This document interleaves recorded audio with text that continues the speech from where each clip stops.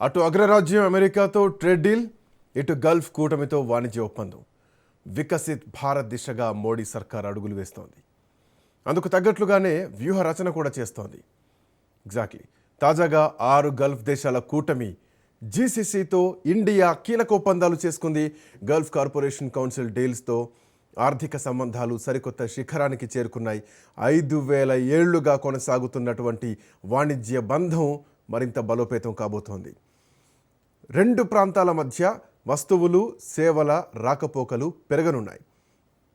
దీంతోపాటు న్యూఢిల్లీలో కేంద్ర వాణిజ్య పరిశ్రమల శాఖ మంత్రి పీయూష్ గోయల్ జీసీసీ ప్రతినిధులతో కలిసి ఒప్పంద పత్రాలపై సంతకాలు చేశారు. సౌదీ అరేబియా, యుఏఈ, ఖతార్, కువైట్తో పాటు ఒమన్, బహ్రెయిన్ లాంటి దేశాలతో కూడినటువంటి కూటమితో భారత్ బంధం 5000 సంవత్సరాలుగా కొనసాగుతోంది. కోటి మంది భారతీయులు ఆయా ప్రాంతాల్లో నివసిస్తున్నారు. అక్కడి ఆర్థిక వ్యవస్థకు తోడ్పడుతున్నారని పీయూష్ గోయల్ గుర్తు చేశారు.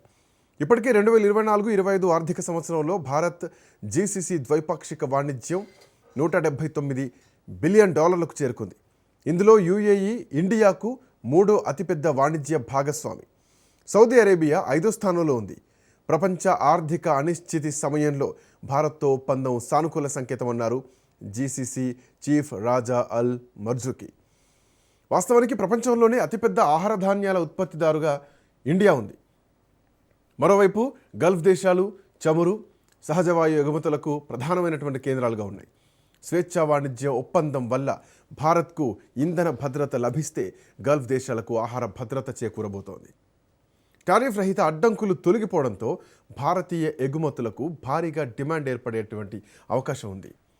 ఈ జీసీసీ ఒప్పందంతో ఇంకా ఆర్థిక సంబంధాలు ఒక కొత్త శిఖరాగ్రానికి చేరుకున్నాయని చెప్పాలి. వీటితో ఏ రంగాల్లో లాభాలు ఉంటాయి,